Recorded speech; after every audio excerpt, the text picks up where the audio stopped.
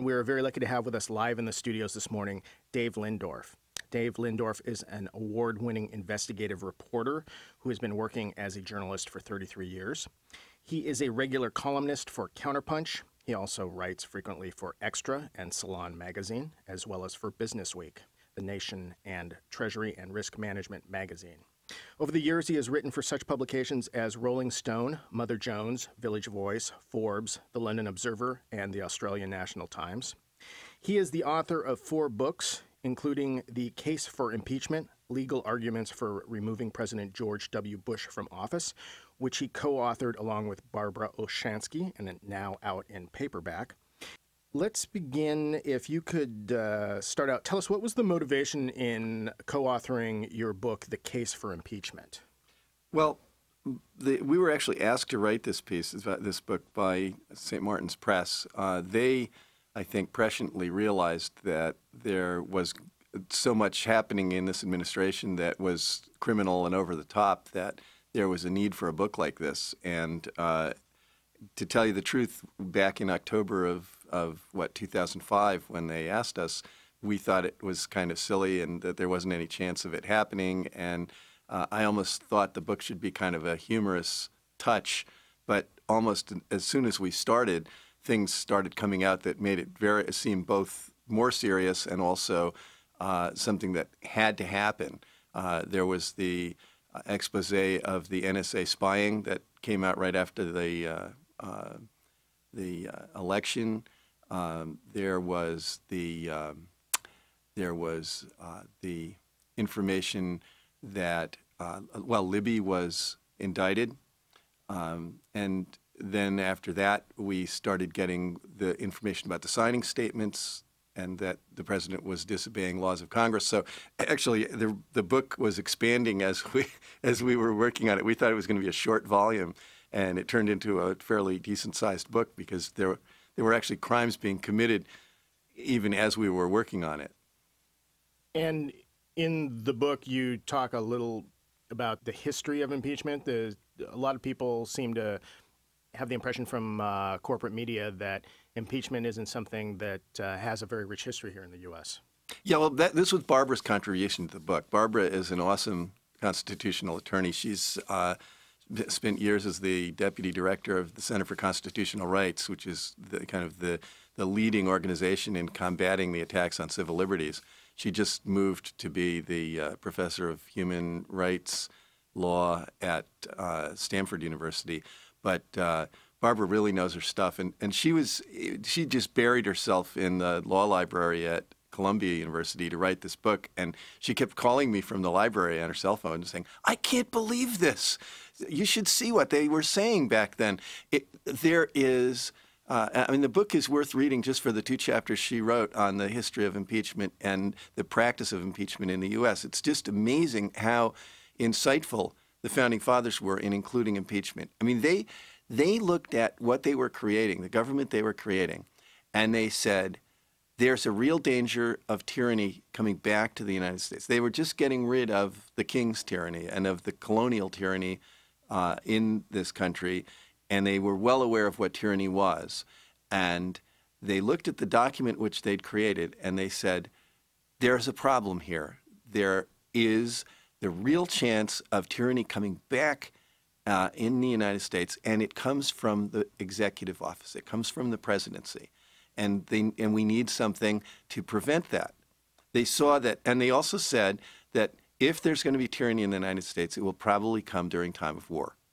That they saw all this. They were very, very intelligent people and insightful, and they came up with this idea of impeachment, which existed in the British system, and it had been set up in the British system so that the Parliament would be able to have control over the officers of the king, and so they adopted that. And the president was, in some ways, a king position in the United States. It wasn't like a prime minister; it had more power, and so they felt, well, okay, 4 years is a long time. A lot of damage can be done. We need to have a way to put a rein on this power and to take it away if needed.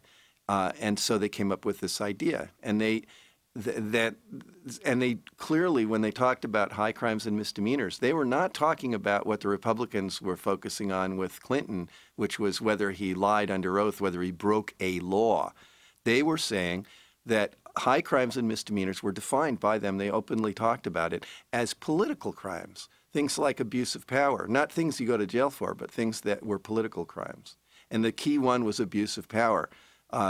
Lying to the American people, lying to Congress in order to achieve objectives that were detrimental to the well-being of the government or to the survival of the Constitution.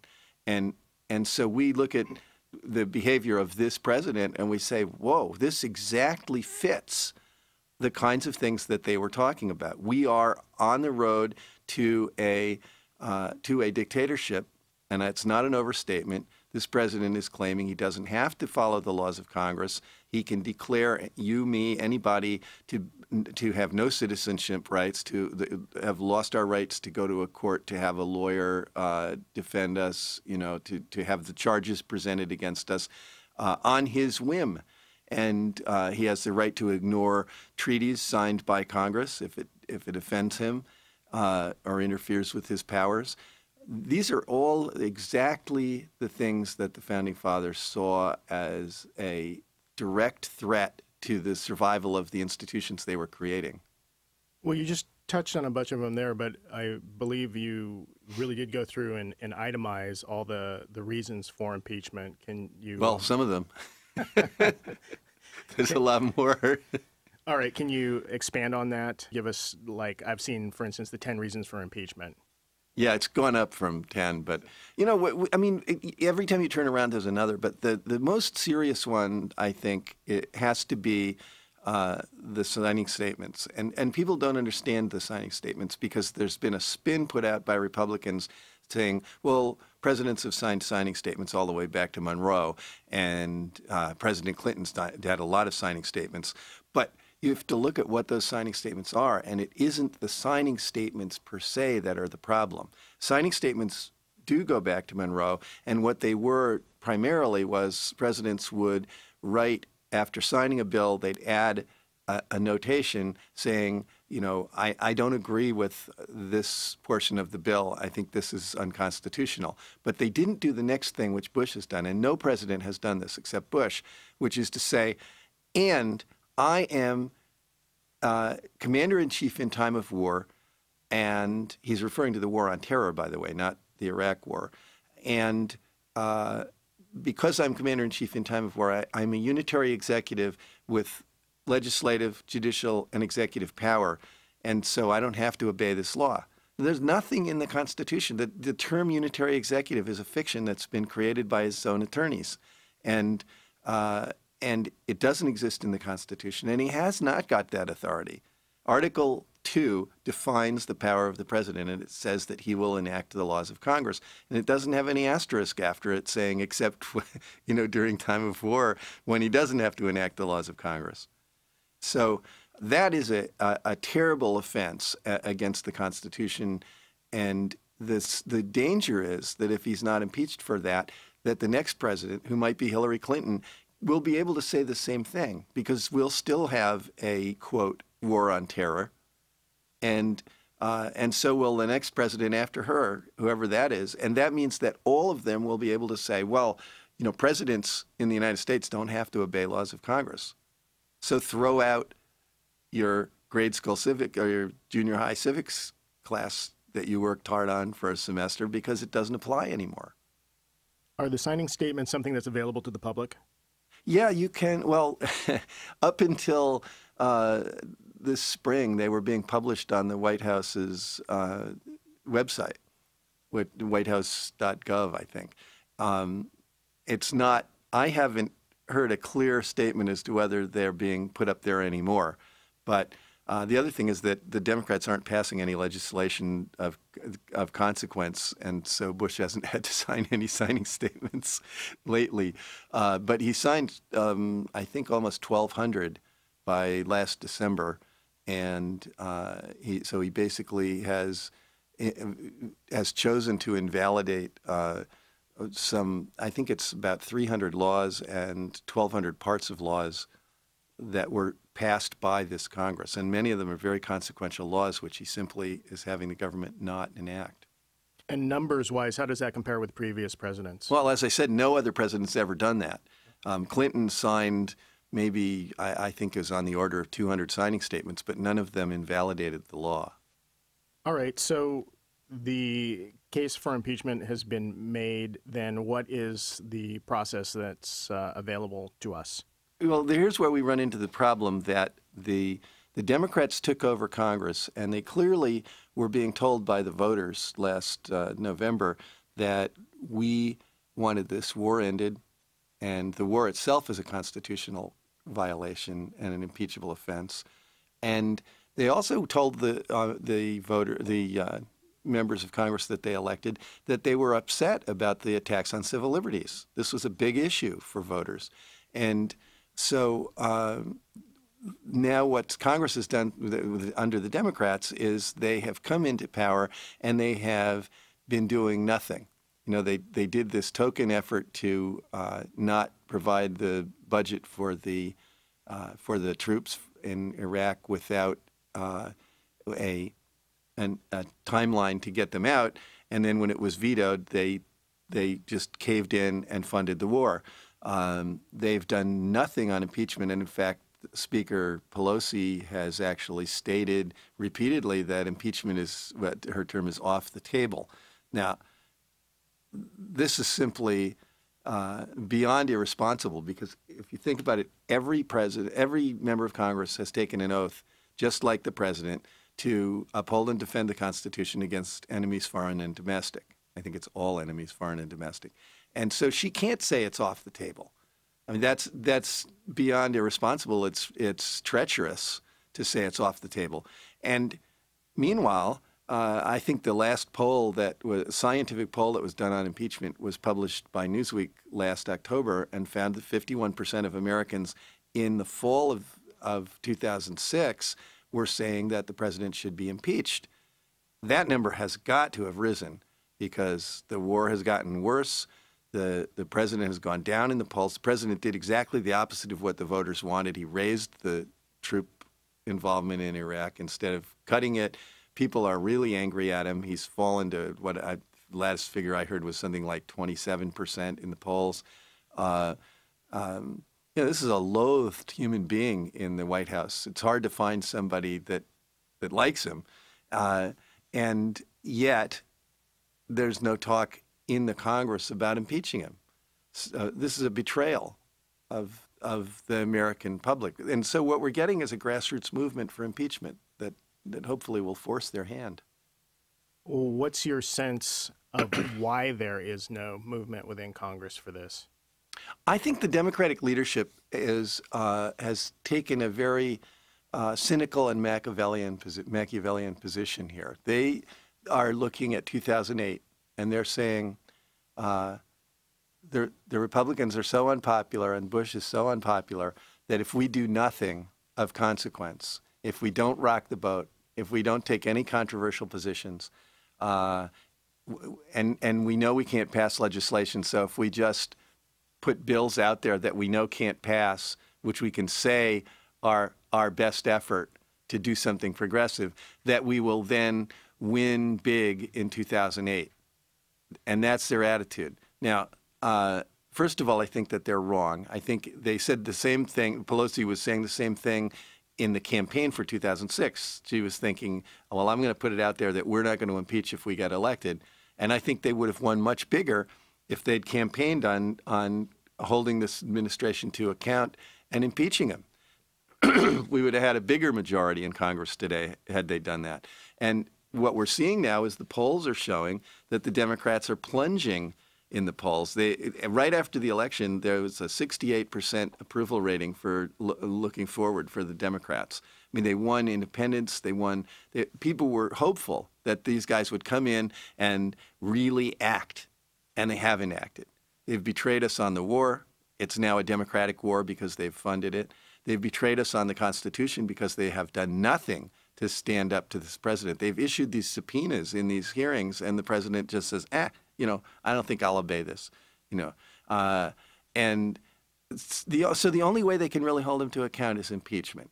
If they impeach him, then he can't deny the subpoenas, because even a Federalist judge like Judge Roberts would have to say that the Constitution is clear that Congress has the authority to obtain information for impeachment.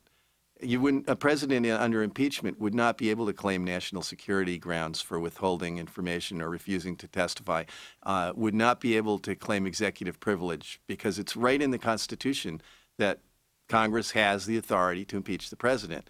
And so those judges that he's appointed even would have to see that. So there are some Democrats that are moving towards impeachment. It's true that, before the election, John Conyers, who was the ranking Democrat on the Judiciary Committee in the House, held hearings, informal hearings, because he was only in the minority, on impeachable crimes by the president. And he wrote a book, an excellent book, that came out last year that laid out the case for impeaching the president. But the problem is that Nancy Pelosi has intimidated, has threatened, and used her power to appoint chairmanships. She's used that power to intimidate the progressive members of her Congress. 39 members of Congress signed on to John Conyers' bills last year that were calling for a select committee to investigate impeachable crimes by the president. Now, that bill is there hasn't been a resubmission of that bill, and Conyers has done nothing about impeachment. So, and the reason is because I was told by staffers in the Congress that Pelosi threatened him with not being named chair of the Judiciary Committee, and that kind of thing has intimidated him. And other members of Congress are also being intimidated not to go forward with impeachment. So it's really obscene. You people in Washington saw the same kind of pressure when your legislature was trying to pass a resolution on calling for the House to impeach. And here you had Patty Murray and Jay Inslee flying out from Washington to twist arms of your own legislatures to crush a citizen movement to get the local legislators to tell Congress what to do. And they're saying, no, don't do that. Don't tell us what to do. It was an offensive way to handle a grassroots movement. And that's what they're doing. They're trying to repress this, to crush it, so that they can do their cynical move towards 2008. And I think that it's going to backfire. There's only, 23% now support the Democrats in Congress. There's huge disappointment. I think what they're liable to see in 2008 is they will no longer get those independent votes, because there's a misconception that independents are middle of the road. They're not. A lot of independents are cynics who've lost faith in both parties and don't even vote. And a lot of those people came out to vote because they were, briefly hopeful that the Democrats would do something to rescue the country. And they're not going to come out with the Democrats behaving the way they are. Yeah, it's interesting that the polls show that the Democrats are even lower than George W. Bush. Yeah, that's pretty hard to do, and they've managed to do it. And I think one of the examples is, like you had just said, when people like Jay Inslee and Patty Murray came out here and said, don't do this because it's going to mess up our agenda in D.C., as if that agenda has been moving anywhere. Yeah, I mean, this was all a charade and a fraud. If they have such a narrow majority now, they cannot pass anything. And to go back to the signing statements, if they allow the signing statements to continue, which they've done, they've made no effort to impeach on the signing statements, which is a huge slap in the face against Democrats and against Congress, Republicans too, for the president to say, I don't have to listen to you guys. How can they allow that to happen? But what it means is that if the Democrats pass any bill, doesn't matter what it is, with their narrow majority, first of all, the president can veto it, right? He can veto anything. So even if and they don't have the votes to override. So it means that even if they water down a bill enough to win enough Republican votes so that they could conceivably override a veto, then he won't veto it. He'll do a signing statement. And there's no response to a signing statement other than impeachment, because he just simply doesn't enact the bill. That's what he did with, look at the torture bill that John McCain passed. It passed with, I think, 99-1 or something in the Senate and overwhelming in the House to absolutely ban torture by American CIA, military, whatever. And Bush signed that bill. And that's how we found out about signing statements. He signed that bill, and then he added a signing statement saying that he wouldn't be bound by it. And so we still torture. And there was no way for Congress to respond to that because it was a signing statement. So there wasn't a veto. There was nothing they could do. But there are some Democrats that have proposed impeachment, like Dennis Kucinich. That's a good point. Dennis Kucinich has introduced a bill which the media doesn't tell us about. But there's a bill in Congress, it's called H.R. 333, which Kucinich submitted, that's to impeach Cheney. And Dennis has bought into the strategy, which I think has validity, that a lot of Americans say, well, first of all, Bush is so stupid that he can't be behind all this stuff. He's just a figurehead, and it's really all Cheney's work. And I think there's a lot of validity to that. And second of all, there's a lot of people who have this mistaken notion that, gee, if we impeach Bush, that means we'll get Cheney. And that deters. And the Democrats play to that. A lot of them say, well, you don't want to impeach Bush, then we'll have Cheney. The reality is the Republicans don't want Cheney to be the president. He'd be really bad news going into 2008 to have the head of your party, the titular head of your party, be this person who's 9% in the polls, you know. So, I mean, it would be the best thing for Democrats that could ever happen to have Cheney be in the White House right now. But that aside, I think this addresses that, and it says, okay, well, Cheney is the monster. Cheney's the one who's responsible for all of this, and Cheney, and we don't want to have Cheney in reserve if we impeach Bush, so let's impeach Cheney. I think there's grounds to say this is a way to go, and Dennis's bill now has 7 co-sponsors. It's moving forward slowly. I'm not sure that the leadership knows quite how to handle it, and the way they've handled it so far is inaction. It's sat in the House now for a month and a half, and it hasn't been called up for a hearing at the Judiciary Committee. Now, the fascinating thing here is that while John Conyers has been doing nothing on impeachment, his wife, Monica, who is a politician in her own right and is president of the City Council of Detroit, introduced herself a resolution in the City Council of Detroit calling for Congress to act on impeachment. And it passed, I think, unanimously. So you have to imagine what the breakfast conversation must be like in the Conyers household. You know, honey, when are you going to stand up and act on this? Or maybe she's saying, you know, how do you want your eggs, dry or wussy? You know, I don't know, but it must be interesting. Yeah, what happened to the man I married? So in addition to cities, which when cities do stuff like this, it's purely symbolic, right? Purely symbolic, yeah. But there have been multiple states weighing this issue. And so what's been happening with that? Well, there are 11 states right now. Your state already gave it its best shot. I think Senator Omeg tried to introduce his bill calling for the House to impeach. And what people are trying to do is to meet the terms of the House rules that were written way back in the early 1800s by Thomas Jefferson, which say that if 2 houses of a state legislature pass a resolution calling for impeachment, that the House has to put all other agendas aside and hold a debate on impeachment on the floor. It's not an impeachment bill, but it pushes the issue out there. And that would be a great thing to have happen. You failed because of the pressure from, Murray and Inslee in Washington.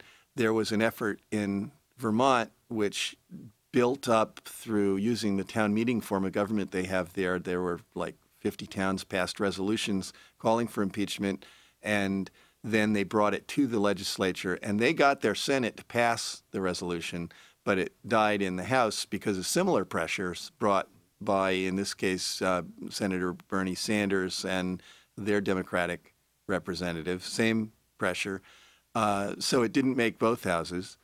There's an effort now underway to do the same thing through the town meeting government pressure up to the legislature in Massachusetts, I think in Connecticut, and then altogether in 11 states now there are bills moving forward in state legislatures to try to do what you people tried to do. And maybe one of them will succeed. I don't know. But the Democratic leadership in Washington is trying to bat down each one of these. And there's also been resolutions in, I think, almost 80 towns and cities around the country. I just read in an email earlier this week. I'm curious if you have any knowledge of this. The states filing a writ of mandamus against House Dems. Did you see anything about that? There is a new thing on that, and I don't know. And I just was reading about it too, and I don't know enough about it. But it's another route to try to push this thing forward. I personally think that the best thing we can do at this point is to, have massive letter writing campaigns to our own legislators, telling them that we're not going to support them anymore, or we'll support alternative candidates to them in primaries if they don't act on impeachment and act on defunding the war. I also think it's important for people to start thinking seriously that it's time to abandon the Democratic Party and tell the Democratic Party that we're going to do that if they don't act. Because what we're seeing now is that the Democrats come into power and then behave just like the Republicans anyway. And they take progressives and people who really care about the Constitution, people who oppose the war, totally for granted, thinking that we're going to vote for them anyway. And I think it's becoming clearer and clearer that the only way to really get them to take us seriously is to pull our votes. So why shouldn't people just take a pass on this? You only got a year and a half left with Bush and Cheney. Why not just coast at this point and, not go through all the hassle? That's a good question. And the reason is because we have a president now who has said he's violated the law. He's been declared by a federal judge to be a felon for his repeated serial violations of the Foreign Intelligence Surveillance Act in ordering the spying. He's also violated the U.S. criminal law by authorizing torture. So we have a president who willfully violates the law and says that's his right. We have a president who says he doesn't have to listen to Congress. We have a president who probably obstructed justice in the Valerie Plame outing. So we have a criminal president and a president who has, in the worst possible way, abused his power and undermined tripartite divided government. So to allow him to go out of office without impeaching him is to say that all future presidents can behave the same way, that we have a new arrangement in America where presidents are above the law and where the executive has primacy and isn't just one of three branches of government anymore. And I don't think that most Americans want a government like that. And the only way you can't just say, okay, well, we're not doing that anymore, because we've set a precedent and future presidents will use it. People do not willfully give up power. So we have to take that power back or it is gone. Just been talking with Dave Lindorff. He is co-author of the book, The Case for Impeachment, Legal Arguments for Removing President George W. Bush from Office. And again, if you want to check out his writings, you can go to his website, thiscan'tbehappening.net.